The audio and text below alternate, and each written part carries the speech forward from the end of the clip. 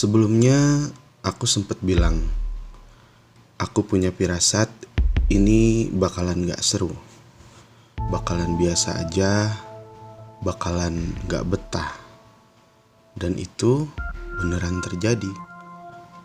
Awalnya aku kira perjalanan pertama ini akan berjalan mengalir normal tanpa ada hambatan yang berarti. Tapi ternyata enggak. Aku pikir ini tidak baik.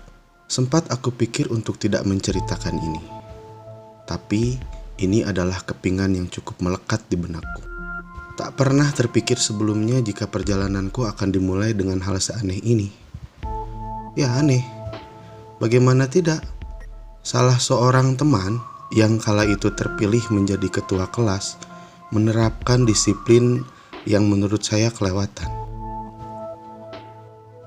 Coba deh bayangin, kalau nggak ada guru, dia pasti ke depan menyuruh kami diam dan nggak berisik.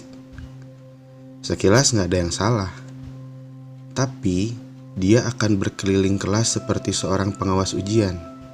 Lalu, jika ada menurutnya yang nggak sesuai dengan perintahnya, dia akan memberikan hukuman. Tidak terlalu berbahaya memang apa yang dia lakukan. Paling memukulkan penggaris ke kaki salah seorang teman yang bersalah kala itu. Dan anehnya, pada saat itu tidak ada yang berani bertindak. Padahal kita kan banyak sebenarnya.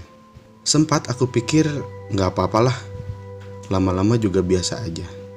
Tapi, jika hal itu rutin dilakukan setiap kali ada waktu senggang atau tidak ada guru, aku rasa itu sudah kelewatan. Sempat aku berpikir, mungkin dia sebetulnya kesepian atau mendapatkan tekanan di rumahnya. Mungkin ya. Keseharianku dilalui dengan hal itu hampir setiap hari. Atau mungkin teman yang lain akan merasa sedih jika mata pelajaran selanjutnya kosong karena guru yang bersangkutan berhalangan hadir. Nah, mungkin sebaliknya, kita akan senang jika guru datang setiap kali mata pelajaran tanpa terlewat. Aneh ya. Biasanya kan justru senang kalau guru nggak ada. Terus kan kita bisa ngobrol sepuasnya dengan teman sebangku atau teman lainnya. Atau bahkan pergi ke toilet. Ya, ke toilet kan? Kalian pasti tahu apa yang aku maksud. Ya, benar. Merokok di WC. Parah sih itu. Itu nggak baik. Ya, setidaknya itu pikirku saat itu. Suatu saat aku pun melakukan hal yang nggak baik itu sih. Ya, maklum. Kalau pas remaja kan segala hal ingin dicoba. Termasuk ingin diakui. Ingin jadi bagian dari teman-teman laki-laki yang aku rasa ya keren aja gitu. Berkelompok, berkomplot, hahaha, mentereng gitu, geng-geng gitu kan, keren gimana gitu, kayak di film geng anak sekolahan di Jepang itu. Lalu aku pikir, mungkin dia juga demikian. Dia ingin disegani, dia ingin terlihat hebat, dia ingin diakui. Makanya aku pikir mungkin dia kesepian. Atau bisa saja dia mendapati masalah pelik di rumah atau di lingkungannya, sehingga dia berbuat demikian. Hal ini baru terfikirkan saat ini sih sebenarnya. Dulu aku gak suka. Dulu aku keberatan dengan hal itu. Dulu juga aku tuh gak senang. Dan dulu aku coba melawan. Itulah justru yang jadi masalahnya. Aku melawan, konsekuensinya adalah aku bakal dijauhi teman-teman. Baik itu teman-teman yang berkomplot ya, sudah pasti kan. Atau oleh teman-teman lainnya yang terpaksa menjauhi aku karena takut terkena imbasnya. Aku gak mikirin hal ini sebelumnya. Karena aku kesal pada saat itu. Aku emosi. Pikirku gak jernih pada saat itu. Dan aku sok jago, padahal enggak. Dan ternyata bener apa yang aku bayangin. Hampir setiap hari setelah kejadian itu, pasti aku kena hukum. Salah atau tidak salah, terima atau enggak. Sampai suatu saat entah kenapa, tiba-tiba dia mendekati aku dan baik padaku. Aku pikir saat itu dia sudah bertobat, tapi ternyata bukan. Dia sedang kasmaran pada perempuan tentunya. Dan aku gak ingat ke siapa dia kasmaran. Yang aku ingat, dia kakak kelas. Lalu apa hubungannya dia kasmaran dengan dia jadi baik sama aku? Jelas ada. Aku saat itu, walaupun masih bau kencur, itu udah jago nulis puisi. Ya, setidaknya menurut kepedean aku sih, di usiaku saat itu aku jago bikin puisi. Dia nyuruh aku membantu dia membuatkan puisi untuk si kakak kelas idamannya itu. Gila menurutku. Udah kau bully aku, kau suruh pula aku mensukseskan rencana cintanya saat itu. Sebenarnya ingin aku tolak mentah-mentah saat itu, namun ciut nyaliku. Dan aku pikir gak ada salahnya aku bantu. Mungkin aja aku akan berhenti dibully. Yaudah oke, aku kerjakan ya.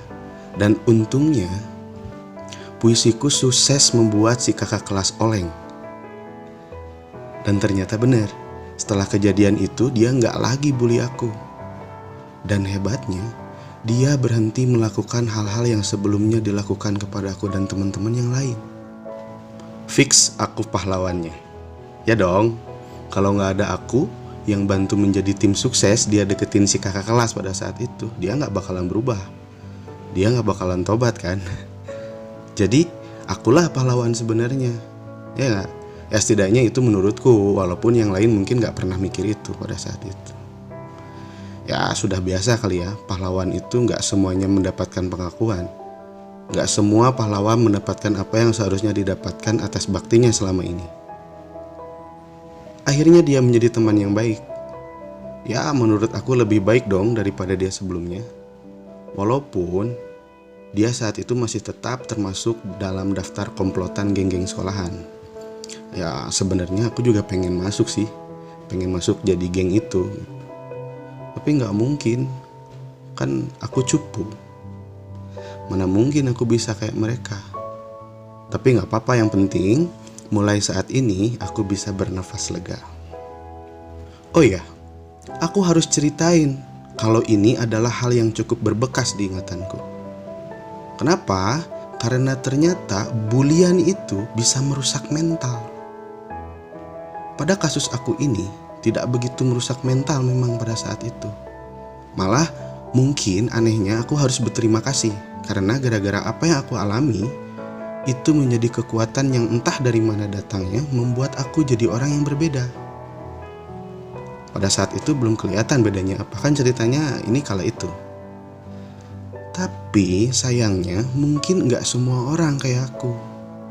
Makanya aku bilang bullying itu gak bener apapun tujuannya. Itu bahaya loh. Coba aja cari di internet, cari di berita, atau coba tanya ke pakarnya. Jangan tanya ke aku kan bukan ahlinya. Nanti pendapatku salah, bisa bahaya. Saat menulis ini aku jadi pengen tahu dia sekarang di mana ya, dan jadi apa. Aku pikir dia gak akan marah aku cerita ini, karena mungkin sebagian besar temanku gak ada yang ingat. Atau kalaupun jadi ingat gara-gara aku cerita ini, ya gak apa-apa. Aku kan gak sebut nama dia. Dan dia juga termasuk aku pada saat itu juga masih bocah, jadi harus dimaklumi. Oke, jadi sob, kalau kamu dengerin ya saat ini, dan kamu tahu bahwa yang aku maksud itu kamu, tenang, aku udah maafin semuanya. Kamu juga harus maafin aku ya, kalau harus aku ceritain ini. Please. Kalau ketemu kita nanti ngopi bareng, kalau takdir mempertemukan ya. Aku pikir ini sudah berakhir. Aku sudah naik kelas dan aku gak sekelas lagi sama dia. Alhamdulillah, pada saat itu alhamdulillah. Tapi ternyata ini belum berakhir. Di kelas selanjutnya, bahkan sampai kelas selanjutnya lagi, aku masih jadi korban bully. Kasihan banget kan ya hidup aku saat itu. Nah, aku akan ceritakan kenapa aku masih dibully. Kenapa gak dibahas kali ini sekalian? Karena nanti akan diselingi kamu yang cukup berperan penting dalam kepinganku itu. Ya, kamu yang di akhir kepingan sebelumnya aku sebut kamu.